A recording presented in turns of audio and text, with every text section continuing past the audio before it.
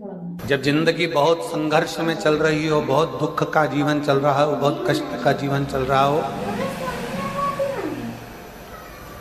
बहुत कष्टमय जीवन चल रहा हो, तब शमी के 5 पत्ते, शमी के 5 पत्ते एक दुर्वा के साथ एक अक्षत चावल का एक दाना, वो भी हल्दी में भिंगोया हुआ हो या केसर में भिंगोया हुआ हो, शमी पत्र 5, एक दुर्वा, एक चावल का दाना, जो दिल से हृदय से बेलपत्री के वृक्ष के नीचे पार्थिव लिंग का निर्माण कर कर मट्टी का शिवलिंग बनाकर प्रदोष काल में, मतलब शाम के समय पर शिवलिंग बनाकर उस पे जल चढ़ाकर, जो ये 5 शमी का पत्र, एक दुर्वा और एक चावल का दाना, अपनी कामना कर कर जो दुख चल रहा है बाबा से विनय कर कर एक एक पत्ता जब समर्पित कर दे, फिर एक दुर्वा समर्पित कर दे, फिर एक चावल का दाना समर्पित कर दे और बाबा का वहीं पर पुनः विसर्जन कर दे, 3 महीना तो जाने दो, 15 दिन के अंदर वो दुख कटता जरूर है, चाहे कोई भी दुख, किसी भी तरह का दुख क्यों नहीं। एक बेलपत्र के वृक्ष की परिक्रमा करने वाले को हजारों अश्वमेध यज्ञ का फल प्राप्त हो जाता है, हजारों अश्वमेध यज्ञ का फल प्राप्त हो जाता है। उसी तरह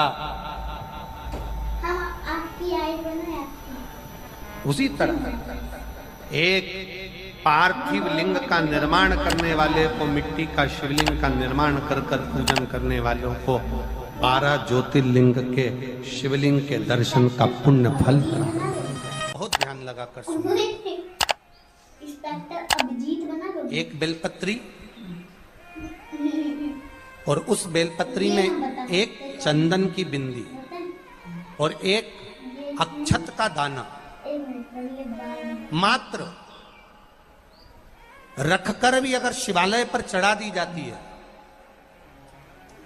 एक बेलपत्री, एक चंदन का बिंदी, और चंदन फिर निवेदन करेंगे आज के जमाने में तुम लोग सब घिसा घिसाया पड़ा पड़ाया डब्बी का सामान ले लेकर, वो नहीं, चंदन की मुठिया रखो, थोड़ा सा भी घिसो, जरा सा भी घिसो, उसकी एक बिंदी और एक चावल का दाना, जब हम भगवान देवाधिदेव महादेव को समर्पित करते हैं, अपनी कामना कर कर समर्पित करते हैं, तो निश्चितता है, पुराण की कथा कहती है शंकर भगवान उसका फल शीघ्र प्रदान कर देते हैं। भले आपने कुछ करा ना करा, उसका फल तुम्हें मिल जाए। में जाना, लोटा भरकर जल समर्पित करना, और कभी तुम्हारे जीवन में अगर तुमको लग रहा है कि मैं दुखों से पीछा छूट ही नहीं रहा, तब उस जगह पर बेलपत्री के मध्य भाग में पीला चंदन, ये जो पत्ती है और ये 2 पत्ती हैं, ये बड़ी पत्ती और ये बीच की जो 2 पत्ती हैं, इसके बीच में जो डंडी का भाग रहता है, जो बीच में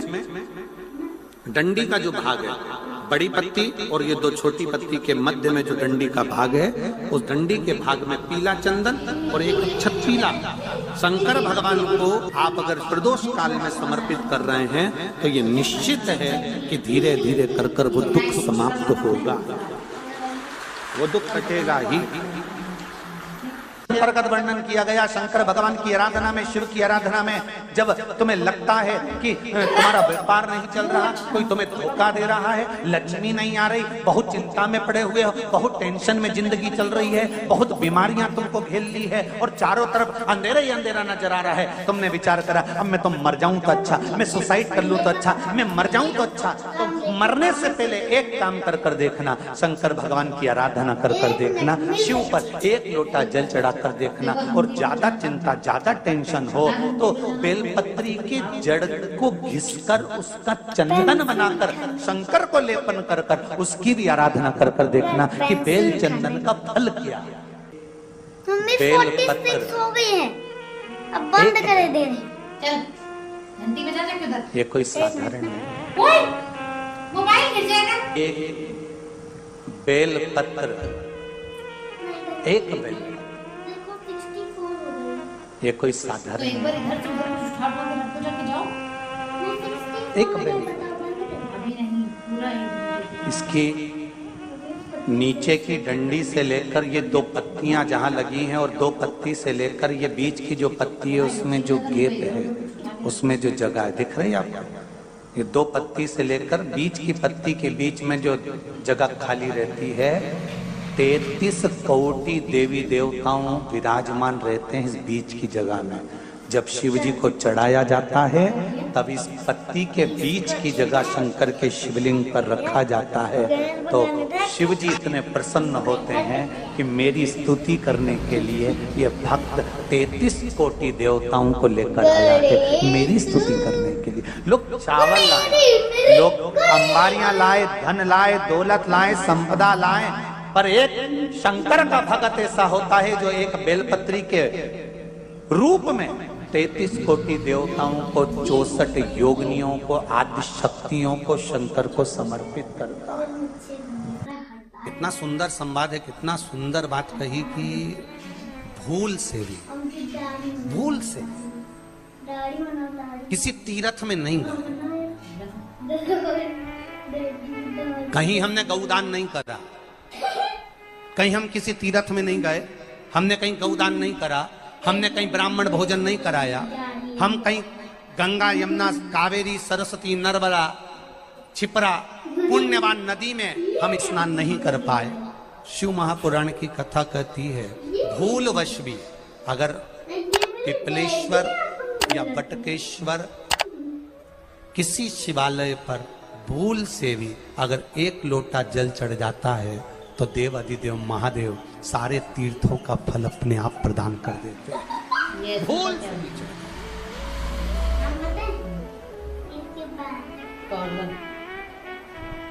एकांतेश्वर महादेव कॉलर ऐसी ही नहीं होती है, किसी तीर्थ में नहीं गए,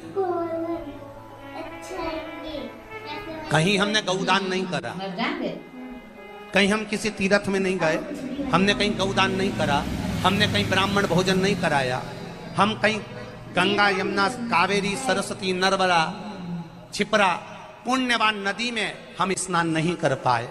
शिव महापुराण की कथा कहती है भूलवश भी अगर पिपलेश्वर या बटकेश्वर किसी शिवालय पर भूल से भी अगर 1 लोटा जल चढ़ जाता है तो देव अधिदेव महादेव सारे तीर्थों का फल अपने आप प्रदान कर देते हैं।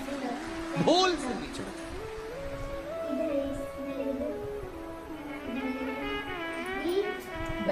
एकांतेश्वर महादेव जो कि एकांत में बैठा हुआ है, एकांतेश्वर महादेव अकेला बैठा है अलमस्त होकर।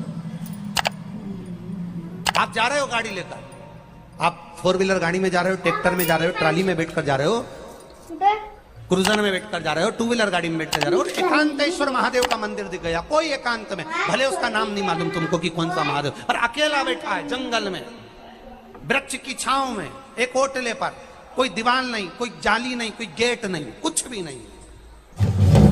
शिव मंदिर में जाकर 1 लोटा जल समर्पित करती थी और शास्त्र कहता है कि शंकर के मंदिर में अगर 1 लोटा जल कोई एक परिवार का व्यक्ति भी समर्पित कर रहा है तो समझ लेना कि वो अपनी 71 पीढ़ी को पार लगा रहा है। वो अकेला नहीं, 71 पीढ़ी को पार लगा। शिव महापुराण की कथा कहती है जब बच्चा गर्भ में आता है, माता के गर्भ में जब संतान आती है और माता के गर्भ में जब संतान रहती है, उस 9 महीने में स्त्री नारी अगर कहीं शंकर के मंदिर के सामने से निकल जाए या शिवालय का जल स्त्री को मिला हो या शंकर भगवान का कोई प्रसाद या शंकर भगवान का कोई नाम जाप या शंकर भगवान का कोई मंत्र जाप उस स्त्री के कानों में पहुंच जाए तो जो गर्भ में बच्चा होता है वो बच्चा शंकर की कथा तक या शिवालय तक उसको बिना बोले ही वो अपने आप चला ही जाता है, पहुंच ही जाता है। उस गर्भ में रहने वाले बच्चे को भगवान शंकर के मंदिर के सामने से भी कोई गर्भवती स्त्री निकल कर चली जाती है तो उसका भी फल उसको प्राप्त हो जाता, उसका भी फल उसको प्राप्त हो जाता। और वो फल साधारण नहीं होता। क्यों? तुम चुप रहो। बेलपत्री को जब भी चढ़ाया जाता है तो पीछे की डंडी पकड़कर नहीं चढ़ाया जाता। बेलपत्री को चढ़ाने के लिए मध्य भाग को, जैसे यह बेलपत्र होता है तो इसका मध्य की जो डंडी होती है, मध्य भाग होता है बेलपत्री का, तब मध्य भाग को पकड़कर हम भगवान शंकर को बेलपत्र समर्पित करते हैं। कोई भी बेलपत्र ऐसे नहीं चढ़ाता कि डंडी पकड़ के चढ़ा दिया, फिर पीछे की डंडी पकड़ के चढ़ा दिया, फिर पीछे की डंडी पकड़ के चढ़ा दिया, फिर डंडी पकड़ा, फिर चढ़ा दिया ना। मेरे देवादिदेव महादेव को जब भी बेलपत्र चढ़ाया जाता है तो मध्य भाग, पीछे की डंडी पकड़कर नहीं, मध्य भाग से भगवान शंकर को बेलपत्र समर्पित किया जाता है। मध्य भाग से जब भी पकड़ेंगे तो मध्य भाग को पकड़कर बेलपत्र समर्पित करेंगे। क्यों?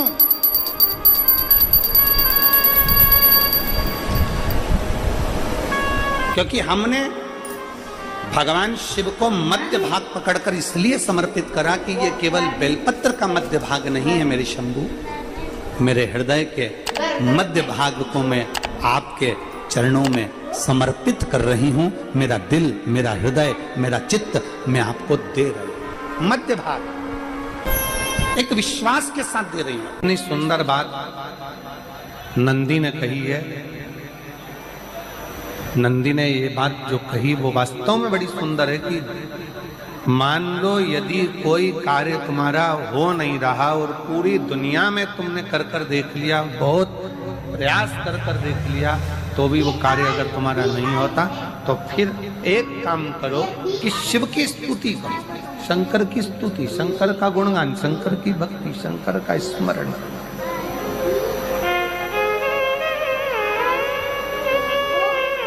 फिर शिव की स्तुति करिए, शंकर से विनय करिए, शंकर से निवेदन करिए, शंकर का गुणगान करिए।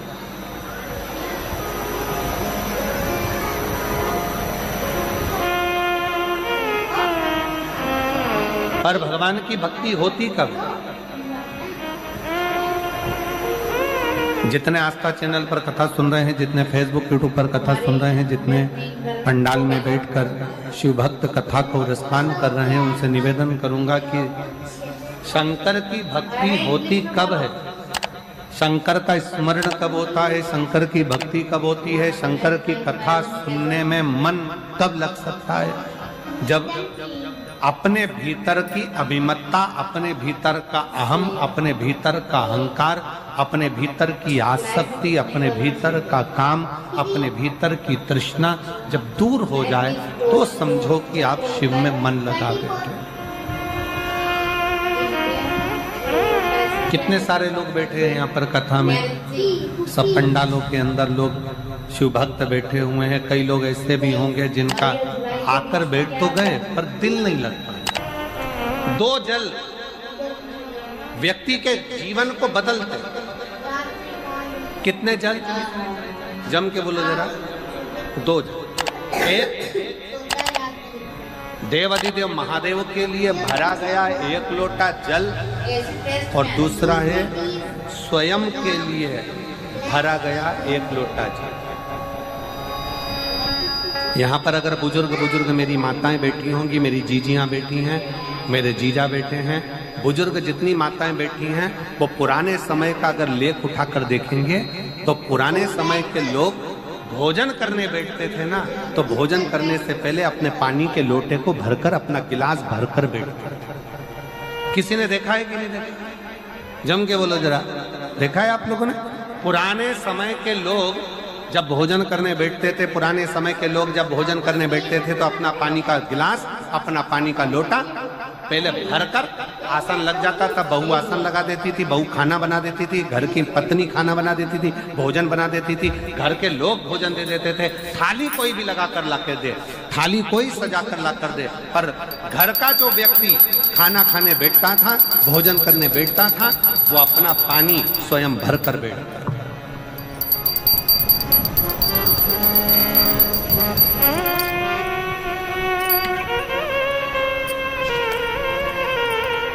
अब आज के जमाने में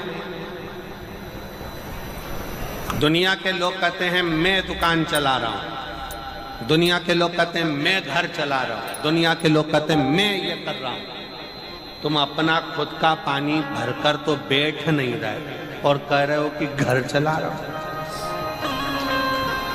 स्वयं का एक गिलास पानी व्यक्ति नहीं भर पा रहा। कितना सुंदर कहा है महाराज जी, बहुत सावधानी से सुनिएगा। दो जगह का जल व्यक्ति के जीवन को बदल देता है। एक शिव के लिए भरा गया जल और दूसरा स्वयं के लिए भरा गया जल। स्वयं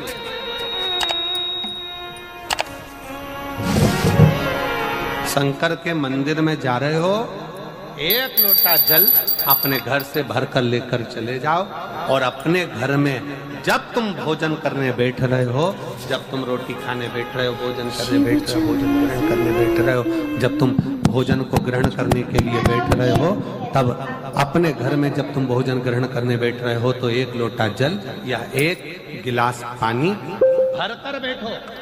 बहू अच्छी है, पानी भरेगी, मना नहीं है। बेटा अच्छा है, पानी भरेगा, मना नहीं है। पोता अच्छा है, पोती अच्छी है, नाती अच्छा है, पंती अच्छा है, घर में सब अच्छे हैं। तुम्हारी पत्नी भी अच्छी है, तुम खाना खाओगे तो वो पानी ला कर दे देगी। तुम्हारी बहू भी अच्छी है, तुम भोजन करोगे तो वो पानी ला कर दे देगी। तुम्हारा परिवार का हर व्यक्ति अच्छा है, तुम्हारा कहना मानता है। तुम जिमने बैठोगे, भोजन करने बैठोगे तो वो पानी ला कर देगा। पर शिव पुराण की कथा कहती है, जो व्यक्ति भोजन करते समय अपना जल स्वयं भर कर बैठता है, उसकी जिंदगी में से 3 रोग समाप्त हो जाते हैं। कितने रोग समाप्त हो जाते हैं? 3। पहला, अपना जल स्वयं भर कर बैठने वाले के घुटने का कभी भी डॉक्टर उसके घुटने बदलने का बोलेगा ही नहीं, घुटना बदल ही नहीं सकता। स्वयं का जल भर कर बैठे। दूसरे नंबर पर, जिसकी रीढ़ की हड्डी में कमर से लेकर कंधे तक जिसकी हड्डी में दर्द होता हो, या जो सुबह सुबह सोकर उठता हो और उसके कंधे दुखते हो या पीठ दुखती हो। दूसरे नंबर का रीढ़ की हड्डी का दर्द। और तीसरे नंबर का, डॉक्टर को दवाई खा खा कर परेशान हो गए और आधा सिर का रोग, भुकुटी, ये भौएं दुखती हो, सिर दुखता हो, ये कान के पास का दर्द होता हो, तो अपना भोजन करते समय अपना पानी स्वयं भर कर बैठो।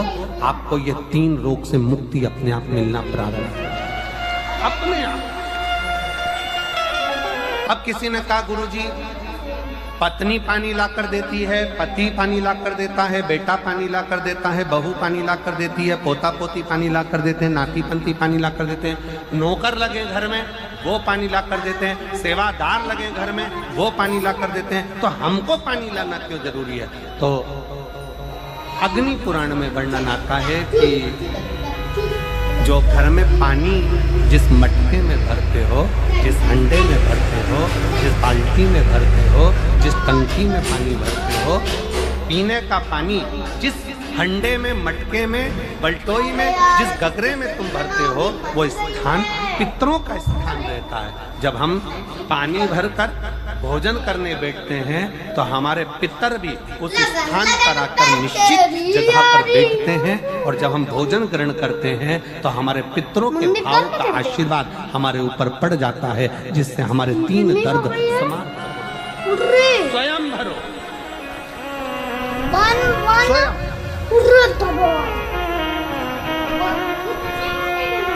अब आज का जमाना इतना विचित्र है कि नौकर चाकर, परिवार, घर इतना बड़ा हो गया। आज के जमाने में कोई सोफे पे से उठना पसंद नहीं करता, वहीं से आवाज लगा देते हैं।